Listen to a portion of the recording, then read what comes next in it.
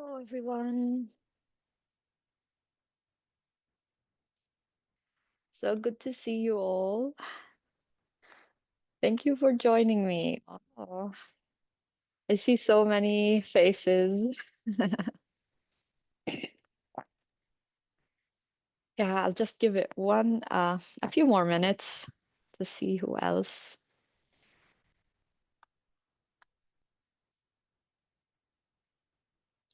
But yeah, thank you so much for being here. Means a lot to me, for choosing to spend your Sunday with me.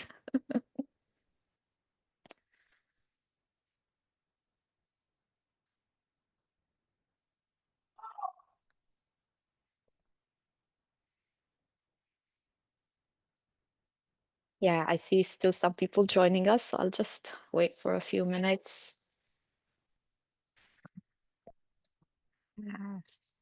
It's been a cold, rainy day here in Manchester, where I'm at. It's like autumn in full swing.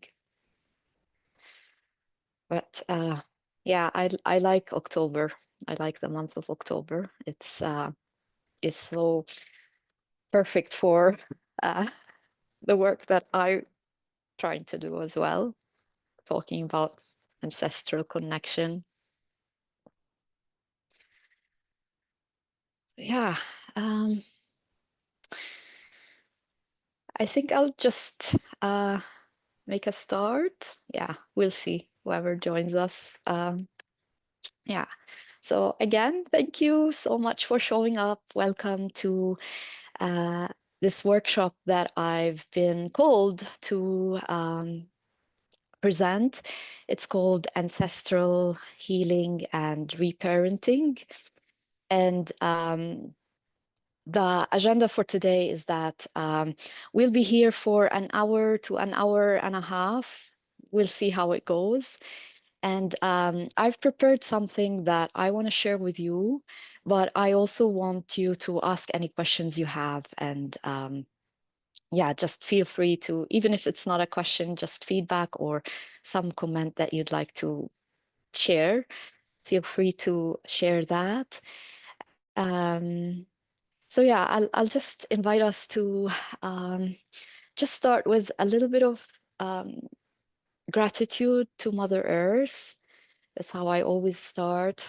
Just, I want you to just settle down and feel the gravity weighing down on your body. Connect to that gravity and feel Mother Earth. She's always there, holding us, anchoring us, I like to think. And just send some gratitude down through your body, down through the soles of your feet to Mother Earth. And take a deep breath.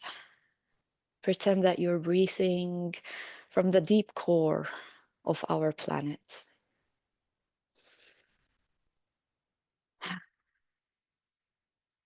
And let the deep feeling of richness and aliveness just fill you up right from the middle of the core of the earth, up to your heart. Mm.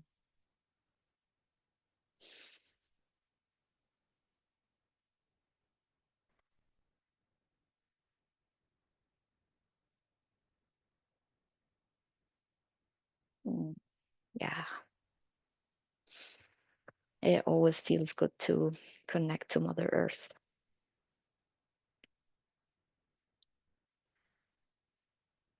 Yeah, thank you. Um, so I'll start by just a quick definition of what I mean when I say ancestral healing. And the word healing is, to be honest, a word I don't like to use because it implies that there's something broken and needs to be fixed.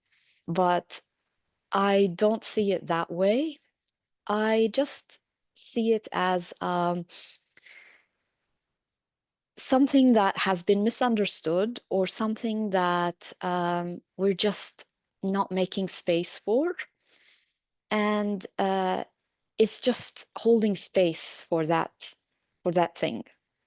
And when we say ancestors, in my context, I mean the blood ancestors, like those who are connected to us through the biological line.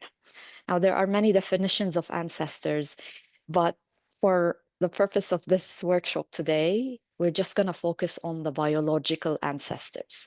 So it's the ancestral memory that is passed down through our genes, through our blood and bones. So that's, I just wanted to clarify at the start. And why is it important? So what I want to go through this workshop is three big things. Why is it important to do this ancestral work? And the steps that are actually involved, like what's actually involved. And three, like a quick and fun way to start this work. So that's my three big things that I'd like to share, and then I'll open the floor for questions.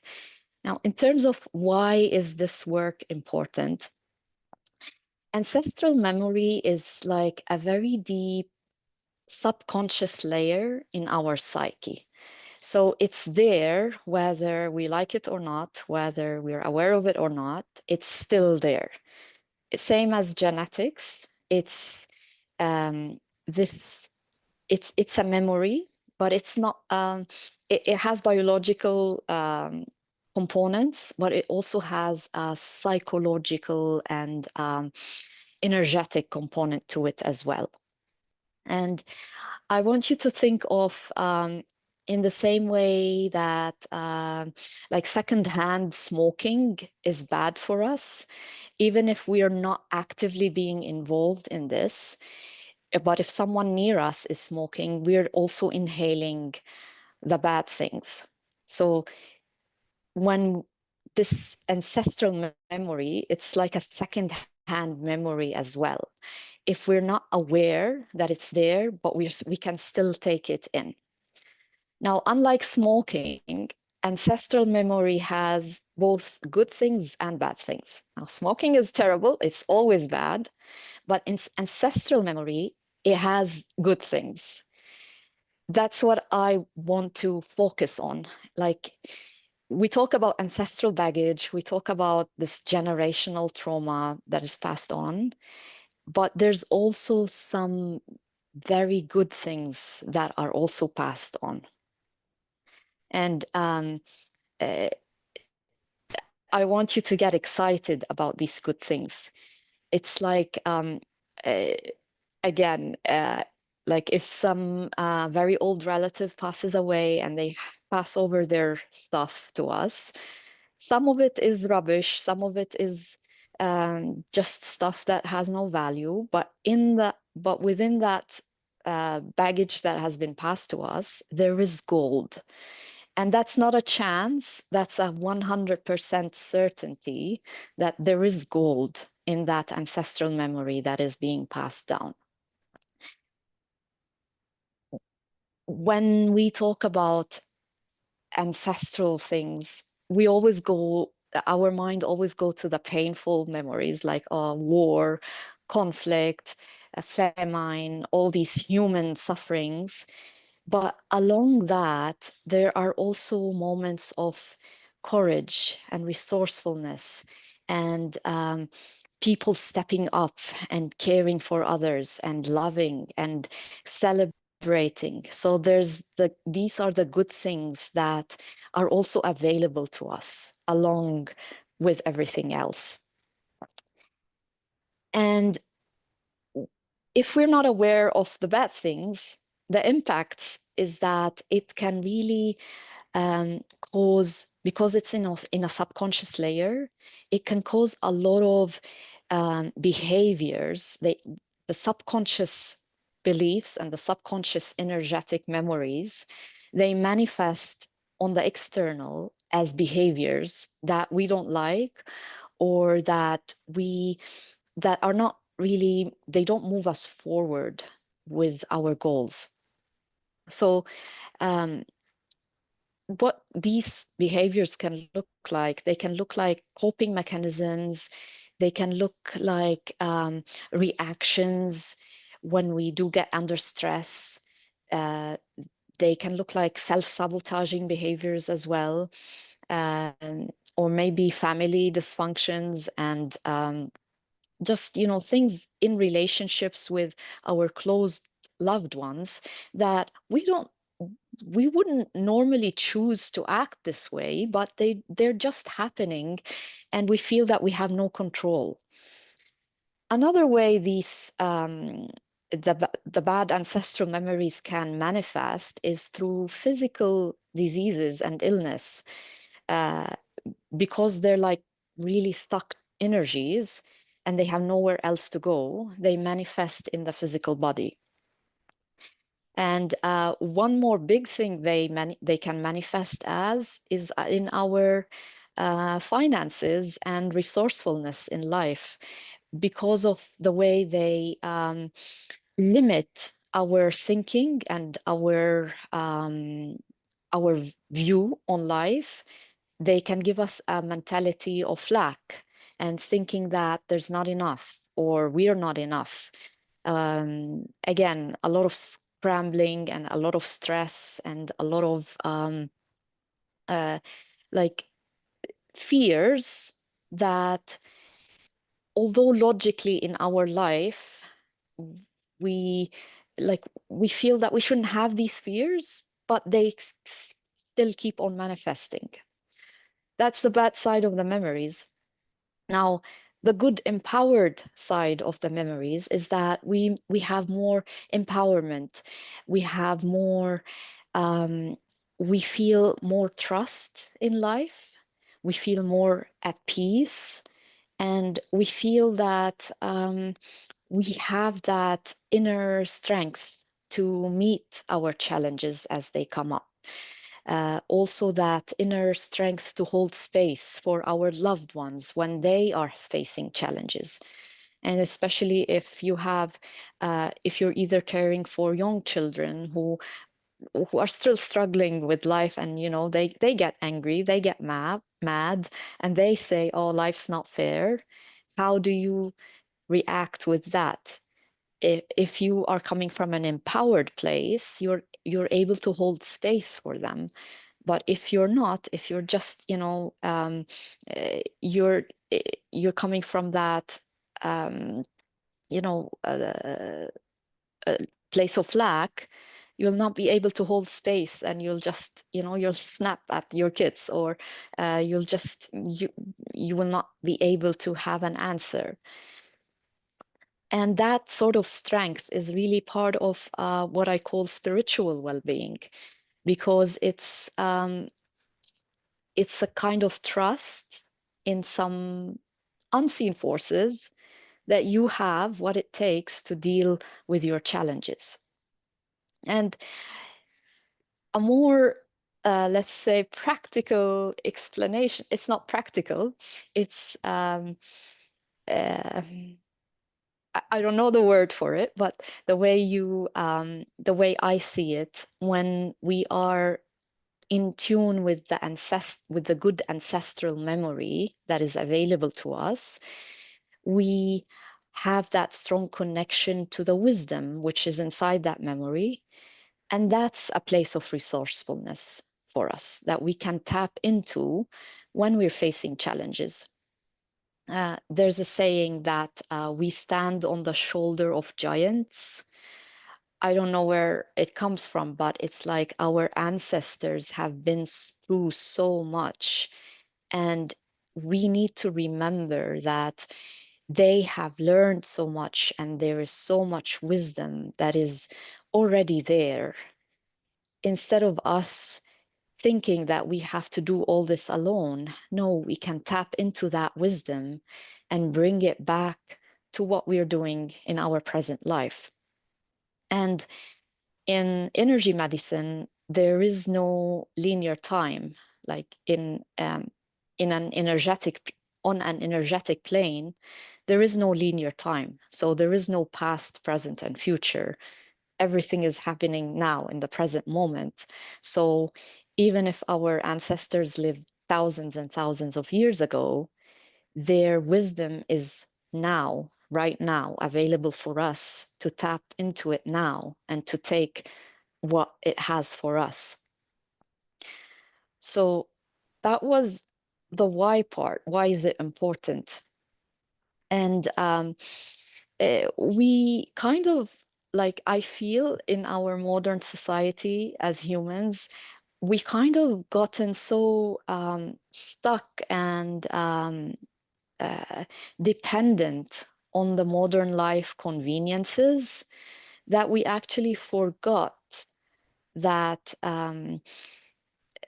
the humanity as a whole has gone through many bigger challenges than what we are faced today. So uh, just remembering that and knowing that our ancestors before us have gone through challenges, they have the wisdom that we need today to also deal with the challenges that we're facing today. Um, another thing that is like a byproduct of it, it's the process of actually connecting to the ancestors. The process itself, it helps our intuition. It's a process to strengthen our intuition and our creativity. So that's another added layer to it. In the same way that we would connect to the divine or to our uh, or any like ritual or well-being practice, just the process of connecting to ancestral wisdom it has the same benefits, that it just strengthens our intuition, and strengthening our intuition helps us develop that inner trust in ourselves, and it builds up our inner peace. And again, it's our courage to know that we are resourceful enough to handle whatever is shown on our path. Uh, we shy away from connecting to the ancestral wisdom because of that big backlog of pain that comes with it. Uh, it's it's hard when you're first starting because the pain comes up first. That's the human tendency, is that we focus on the pain and the fear and the big things that scare us, because it's how we're wired as humans, like to notice the unsafe things first so that we can protect ourselves. So that's why it's important to be aware that with the pain, there's also the joy. So that's one thing you can always count on. Like nothing exists without its opposite. Wherever there's pain, there's also gonna be joy. That's like a truth that you can always count on. And when another example that I like is like when you're working on a farm and you're planting trees or some crops, the land, the soil, it needs fertilizer and cow poop or whatever, and it's smelly and it's ugly and it's disgusting and no one wants to handle it, but it's needed. So it has all the richness and the nutrients that the new plants will need to grow.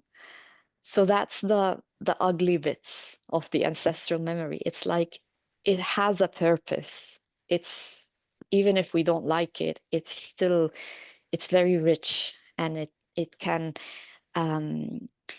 it's where new things can use and grow out from if we know how to handle it properly. So that's the key.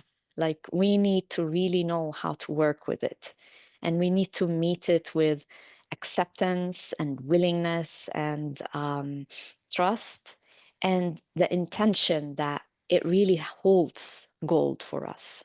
Like that intention that we um, really know that it has something for us. that's a one big thing.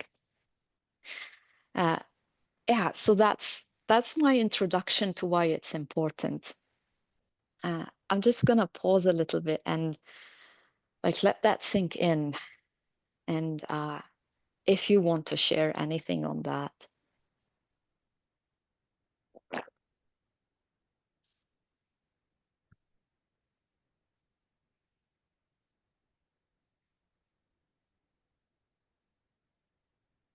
Uh, I I never thought that I do ancestral work.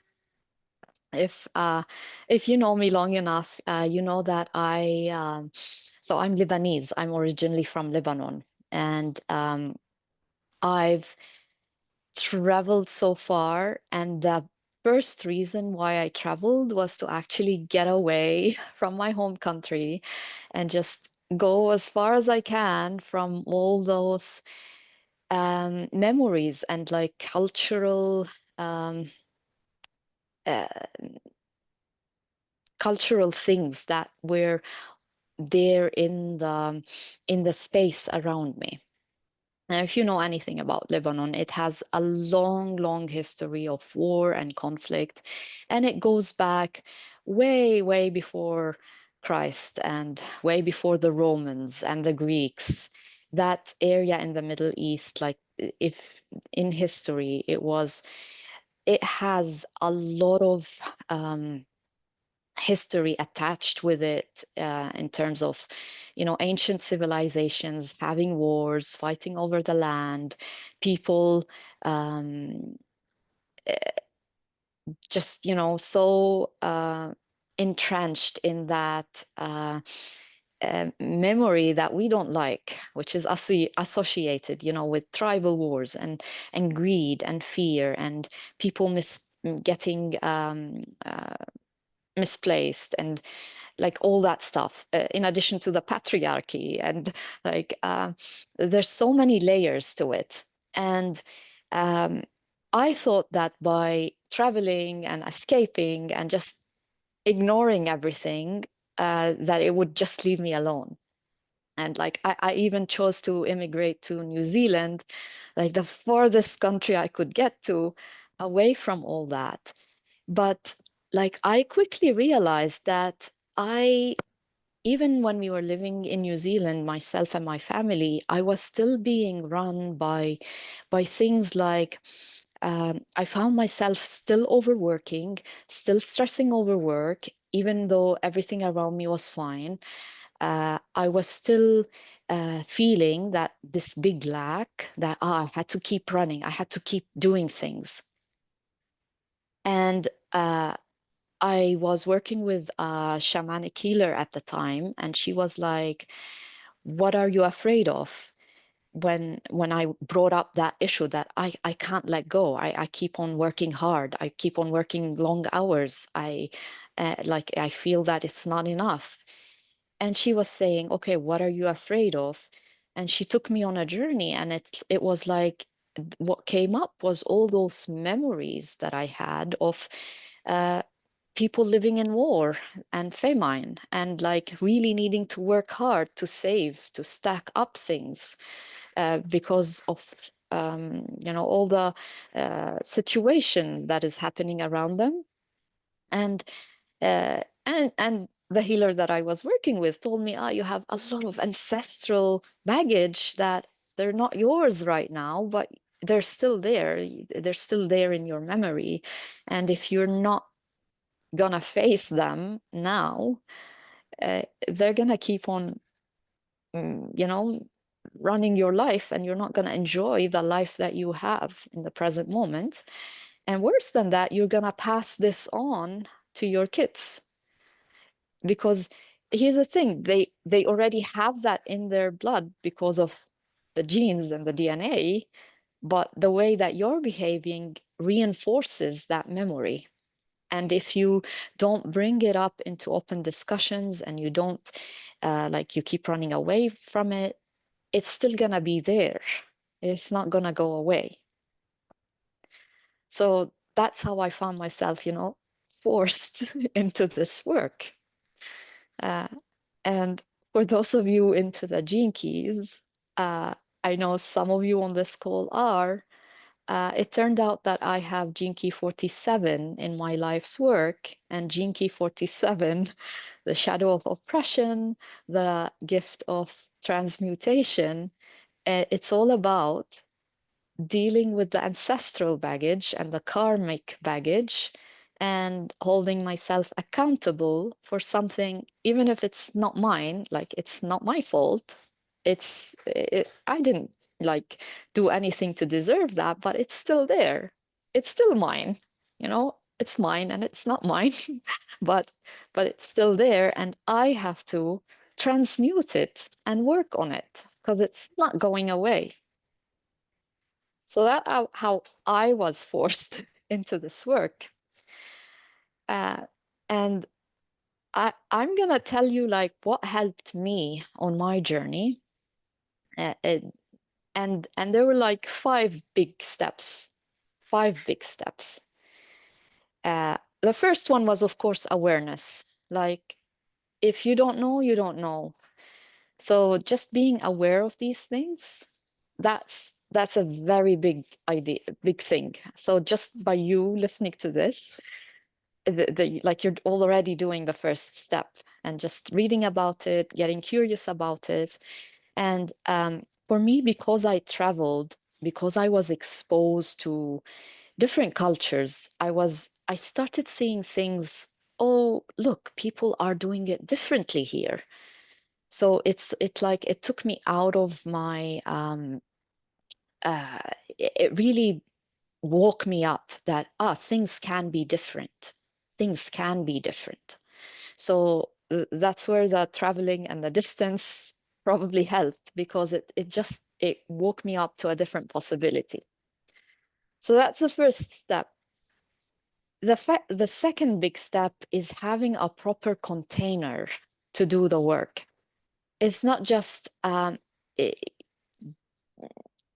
saying, I want to do the work and just diving right into it without getting ready, without setting up your, um, when I say container, it involves, first of all, physical capacity, because it's hard work. Like your body, your physical body needs to be able to hold space for that.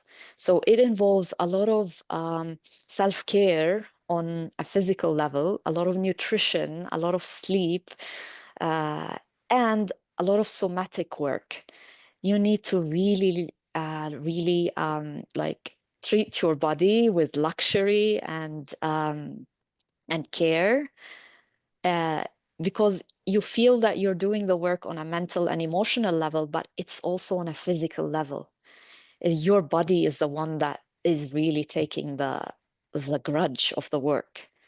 So your body needs to be able to have the capacity to deal with that. So somatic work and breathing uh, and proper nutrition, like you need to have that in place before diving into such work. The third part of it is getting excited about it and really being willing. I call it embracing the mystery, and just falling in love with this human experience and really shifting away from why. Why do we have to go through this? Why is this a thing? Why does humans have to go through this? Uh, Whenever you ask why, that is like it's not the right question. It's a question that will not get you anywhere. Whenever you ask why, it's like you're coming at it from, poor me, this is happening to me. Why do I have to do this? That's the wrong attitude. Like the attitude that you need to do is just saying, I don't know why, but I trust that there's something in it for me on the other side, and I am 100% committed and excited to do it. So that's like a big shift. And the fourth step is my personal twist on things that made me, first of all, that made it easier for me to fall in love with this. process. And I really stumbled on this by accident. And then it turned out that it is a thing. It is a real thing.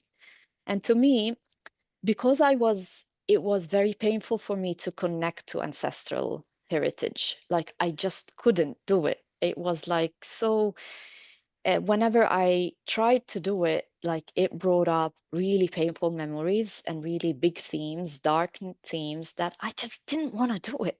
I didn't want to. So in a shamanic journey, um, the healer that I was with told me, okay, imagine you're in a place of nature and just invite a guide, an ancestral guide to help you deal with this. And I was there and I was resisting it and I just didn't want it and I couldn't do it. And when I looked around me in this place of nature, I was actually in a forest and I looked at the trees and they were actually cedar trees. Now, in Lebanon, the cedar trees, they're a very specific kind of tree that live in the mountains of Lebanon. And my mom used to take us, there was a park. I remember when we were 9 or 10 years old, myself and my sisters, my mom used to take us there. It was a, a small park, but like she had to drive 2 or 2.5 hours to get there. And it was on top of a mountain, and it was a very beautiful cedar forest. And the trees there were like thousands of years old. Uh, I wish I have photos, but like if you Google Lebanon cedars, you'll see them. They're trees thousands and thousands of years old, and they're very beautiful. And in my shamanic journey, I was sitting there and I saw the trees, and and then I didn't know it. I didn't hear anything, but I just sensed it in my body that the trees were there and they were looking at me and saying, "We're here." The cedars were telling me, "We're here." So the cedar trees became my guides for all this ancestral work. And it turned out that because I was finding it very hard to connect to the ancestral lineage, what I did, I connected to the land of the ancestral lineage. So the trees were part of the land and part of Mother Nature. Again, instead of connecting to the people, the ancestors, I connected first to the land. And then that was what helped me through that process. And like the cedar trees, um, I know it might sound a little bit foolish, but like they were showing me stories and stories of how they have witnessed people come and go, how civilizations uh, were built and then dismantled, how wars happened, and the trees were always there, and how the trees themselves were cut down and turned into temples and houses and then into ships and if you know the Lebanese history, there's the ancient Phoenician civilization where it's very famous that they cut down these big trees and they made them into ships and they sailed all over the Mediterranean and they spread alphabets and I don't know what, but it's like the cedar trees were telling me we've witnessed all this and we know what is going on, so ask us. And that's how it started for me. So connecting to that natural element is a step that if you're finding it very difficult to connect with the ancestral lineage, you connect to Mother Nature and to the land that is able to just hold space for that, and it starts from there. Uh, a thing that reinforced this discovery of mine, it's in I've heard about it in other cultural lineages where, okay, they have the mountains as a spirit guide, and the forest as well. And in particular, one that really drew my attention was the indigenous Polynesian people of Hawaii. They have something called fern medicine, and they connect to the ferns as ancestors, because the fern, like itself, it's been there since millions and millions of years, like even from dinosaur times, and it's been in the same like genetic composition, so it hasn't evolved. Like it's the same creature that's been there millions and millions of years ago, and it's still there today. So um, they talk about like the memory that is in there in the fern, and the wisdom that it holds, and it sort of gives us a whole new perspective on um, on how we approach these things. And like, of course, everything is connected to everything else, and we as humans, we're part of this planet. So to think that, oh, we can, that okay, we can do this just, as people, I think it's a very first of all arrogant way, and like it's so um, it- it's, yeah, it's as if we're approaching this as if s- we're not connected to this planet. So if we can rely on Mother Nature and the plants and the rocks and the mountains and the animals to help us in this work, then like imagine the support and the resourcefulness that it can be available to us. So that's one thing that really helped me. Like it completely changed the way I view this thing. And um, so I talked about being aware, having the proper physical container, embracing the mystery, and connecting to nature. And then the last step is just embracing the process and doing it over and over and over again, knowing that it's non-linear, that it's not it's a one thing and that's it. Like it's a journey, and it's yeah, and it involves us to just keep doing the work. And if we can do it for the process, the better, because the process helps strengthen our intuition, and it becomes a way of life, a way of how we approach things. So uh, these are like the five things that um, if you're totally new to ancestral healing, that's these are the five things that you need to have in place to do it. And one thing like I'd like to say about the process, I like to think of it as a treasure hunt. It can be fun and exciting. Like it doesn't have to be all pain and all suffering. Yes, it will have pain and suffering, and there will be moments when we're gonna cry and we're gonna have to like really feel the contracting emotions, the grief, the anger. We're gonna feel all that, but we're also gonna feel the other parts of it. We're gonna feel the joy and the courage and that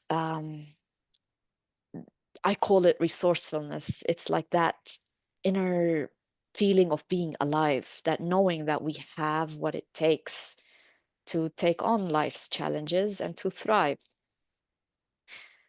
Um, yeah.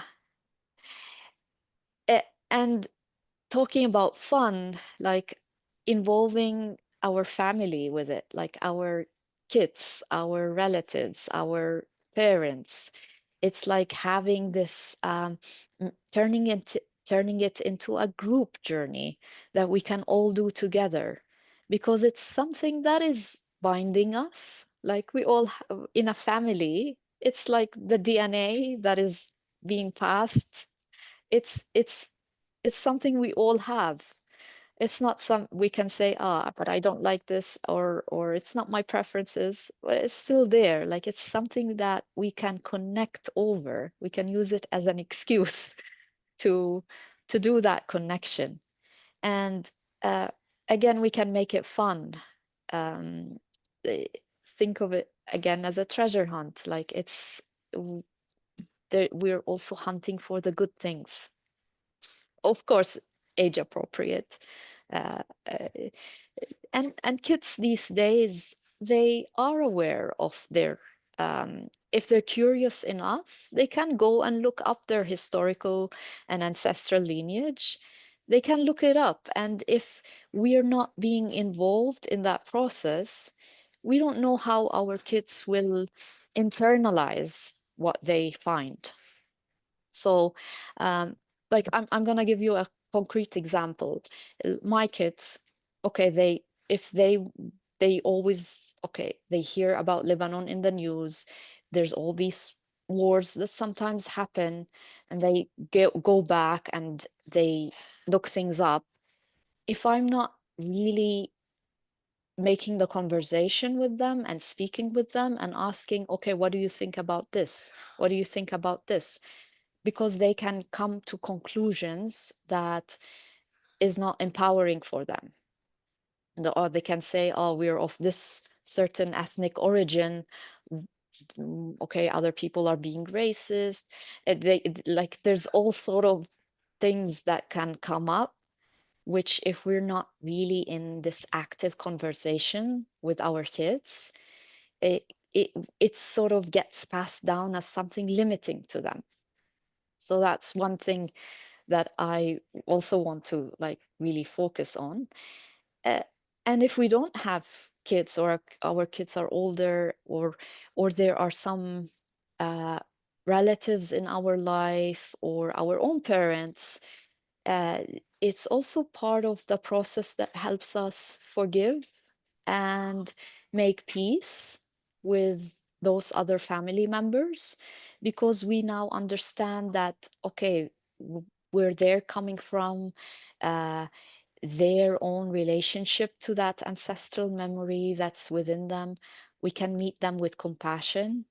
And like we can really, instead of getting upset about certain things or about certain dysfunctional family relationships, instead of letting it take us out, we can meet it from a more empowered space. Um, that's one thing to think about. Um, yeah, this is what I had to say. Uh, yeah, any, I'd love to hear your thoughts or any feedback that you have, any questions.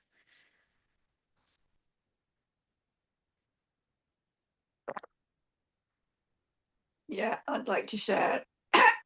I have the 47 gene key in my core wound and vocation.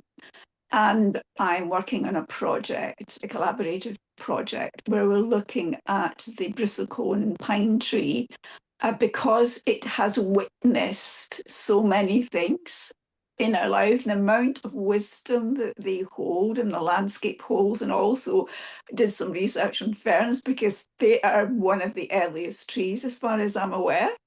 And yeah, and a tree that called me to connect with in a local park. A young sapling was a cedar tree. Oh, And I also do Akashic record work, so it looks into past lives, etc. So I'm very interested in ancestral stuff too. So thank you. oh, thank you for sharing that. Yeah, yeah. Yeah, it's amazing. I love trees. I mean, I feel that they're the most magical creatures. Yeah, yeah.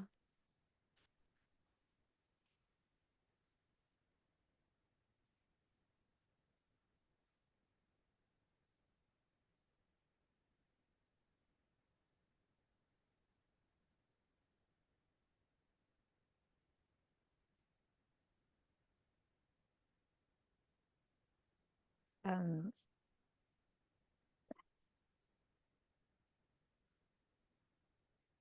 yeah, it's a lot of deep work, ancestral work, and it's another um, expression of connection. That's how I see it. That it's another way to connect to our divine nature and our like innate wisdom. That's how I see it. Um, I know we live in a very fast-paced world, so sometimes our logical mind would say, oh no, we need to just put things behind and just move on. But when these patterns keep coming up, it's really worth pausing and really looking, okay, is this something that I need to work through from an ancestor perspective?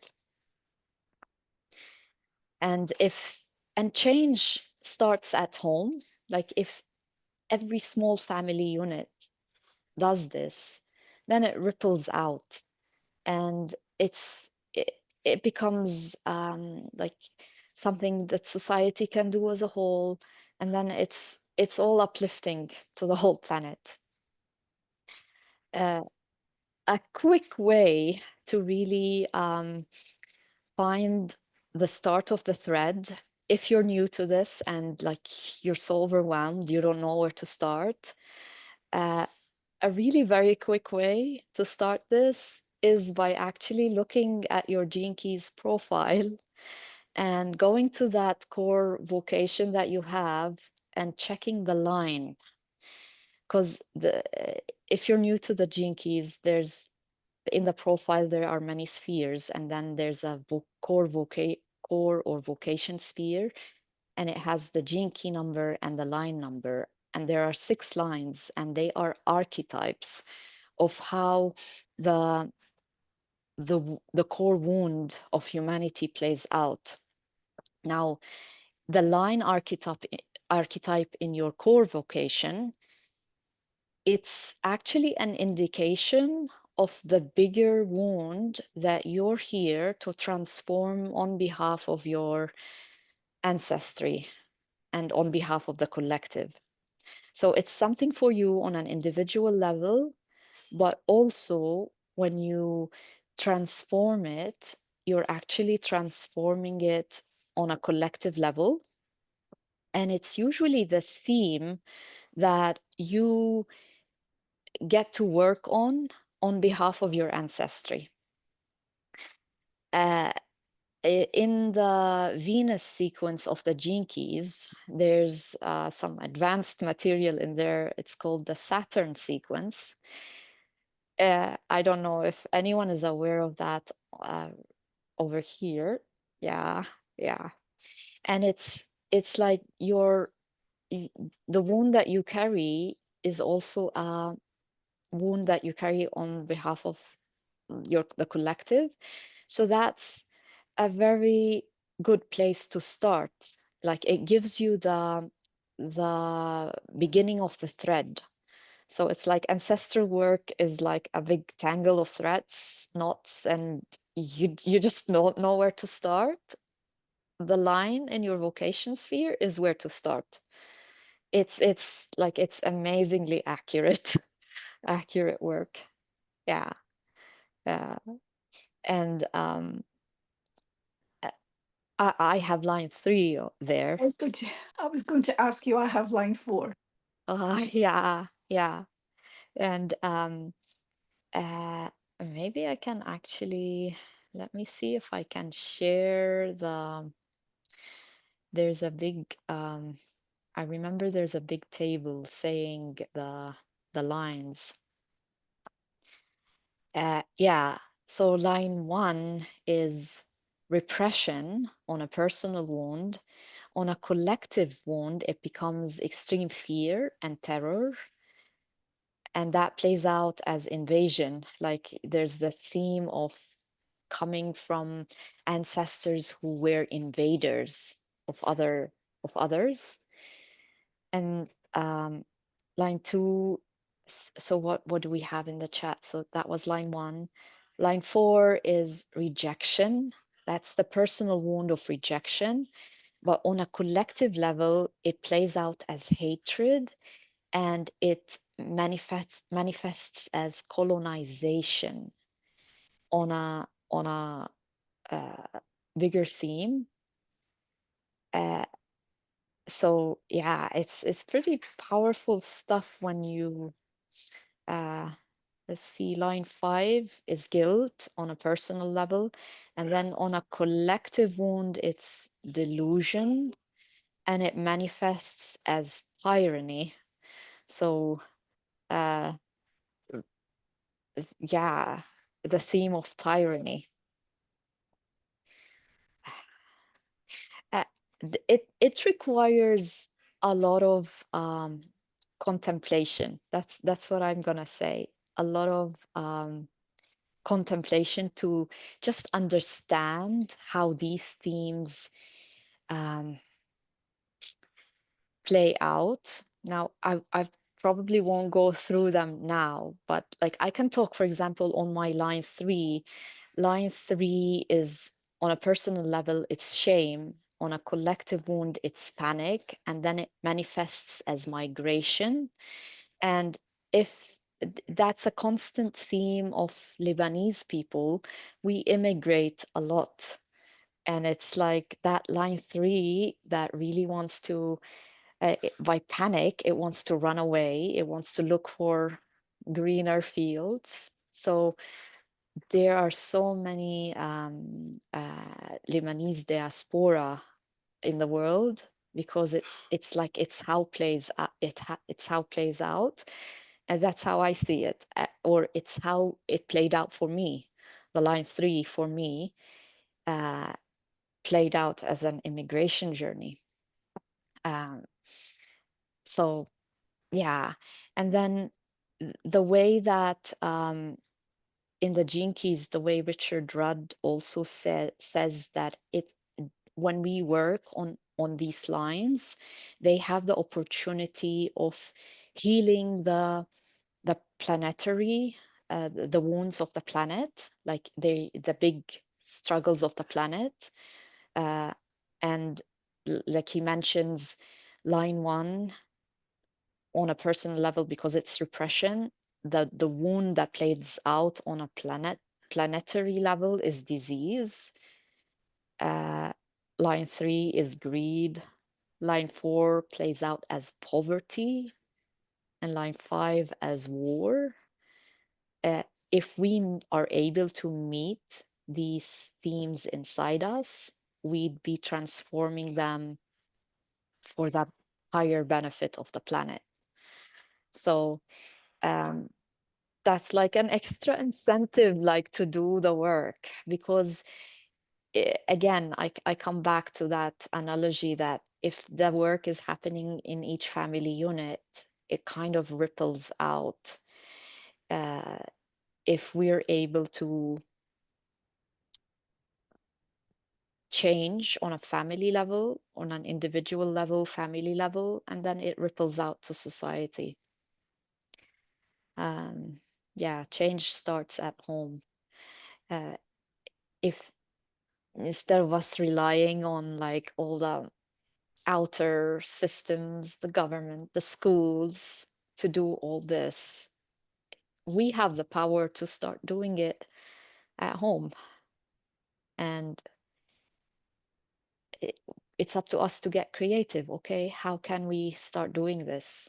And how can we start planting these seeds in small, younger kids so that it kind of just that's how change happens. It happens from the, bottom up. Mm. So that's one quick way to start with the work. It's just one thing, the line you have in the vocation sphere in your Gene Keys profile. Uh, Another way that I found useful was also astrology. on your astrological natal chart. I know it's connected to the gene keys, but in astrology, I kind of looked at the south and north nodes, the south node in your natal chart, and also what's there on the 12th house. And it's like it's what you're carrying from previous uh, lifetimes, from previous memories, and how it plays out. So that's another place that have helped me personally. Um, I have my south node in Libra, which was all about, creating harmony, being scared of disrupting the harmony in a space. And what that did for me was becoming the people pleaser in my family. And that was a theme for the women in my family, like my grandmothers, especially because I could see it so big in them, like being the people pleasers and like sacrificing themselves for the sake of the harmony in the home.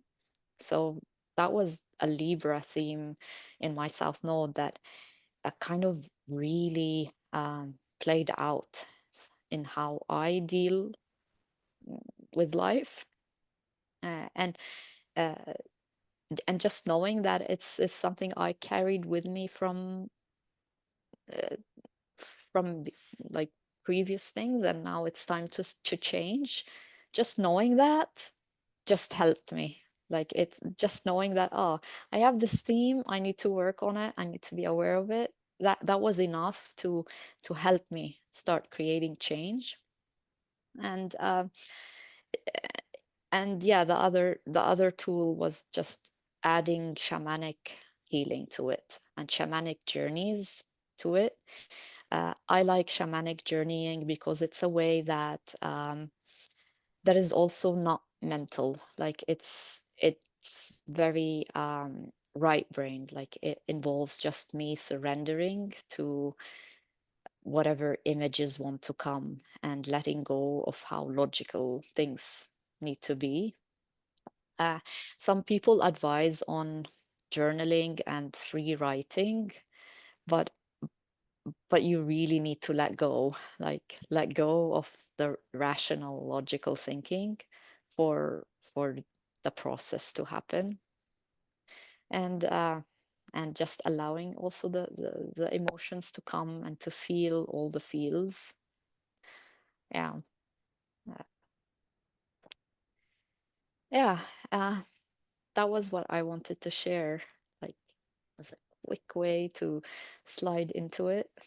Uh, it's funny how the gene keys, it's a slow process. It's supposed to be taking time to pause and slow down, but it's so fast.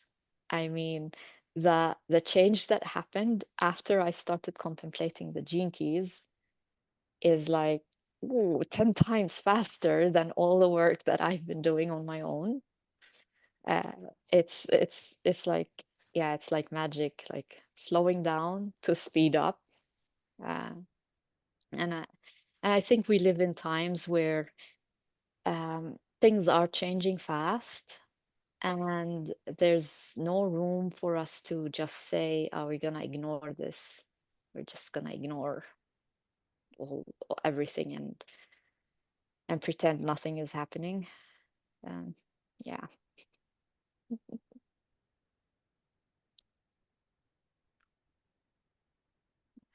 Thank you for listening.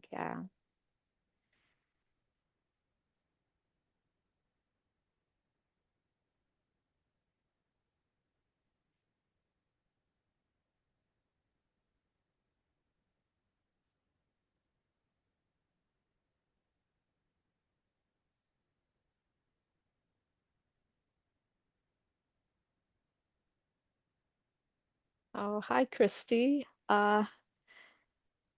I was about to finish. Did you get the time wrong? I think. I'm so sorry. No, No worries. I've kind of have a little situation going on and I just I totally, yeah, I'm so sorry. Is No it worries. recorded? Is it Yeah, recorded? yeah, Okay. All yeah. right. I'm so sorry. No worries. I'll share the replay. But thank you so much for sharing it as well. Yeah, I appreciate Yeah. it. Yeah, yeah, I'm delighted to hear it. So thank you. yeah. I'll share the replay. Okay. Yeah. Awesome.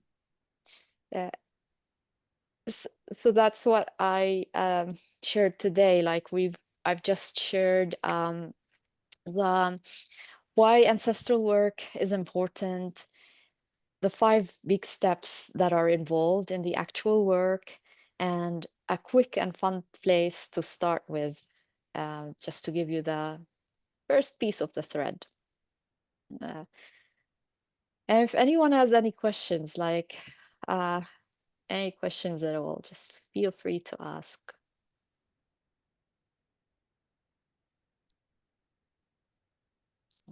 Thank you.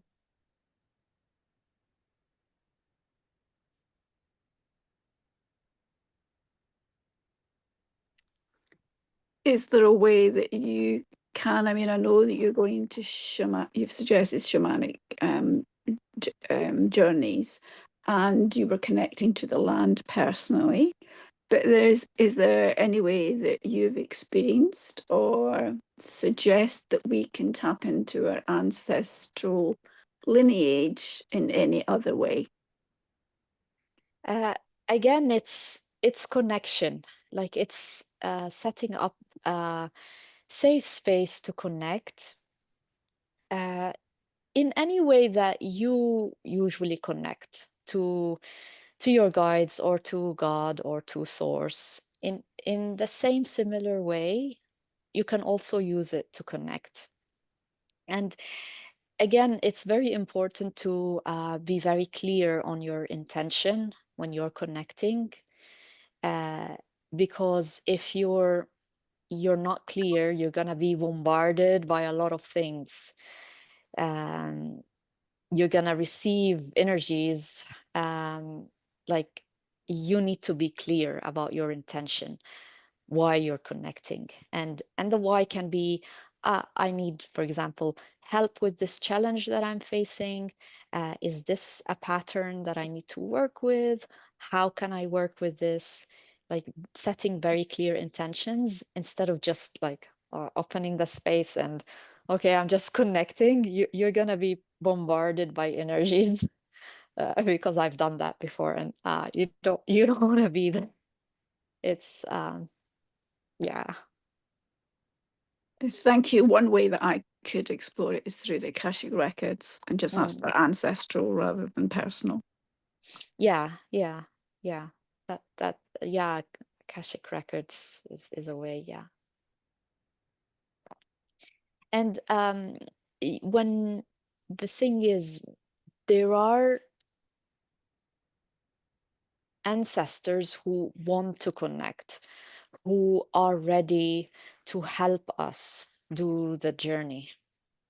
Mm, It's i- there are ancestors like who really want us, who want to help us, and it's again because time is not linear, like the past, the present, the future, they're all in the present moment. uh, it helps when it helps the future when we look at the past. That's how it is, yeah.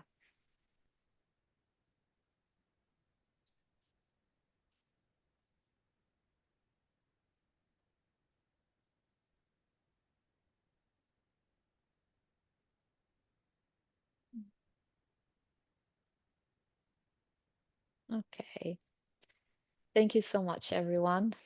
uh, I Thank really you. appreciate. Thank you. I will see you next time. Okay, bye bye. Bye.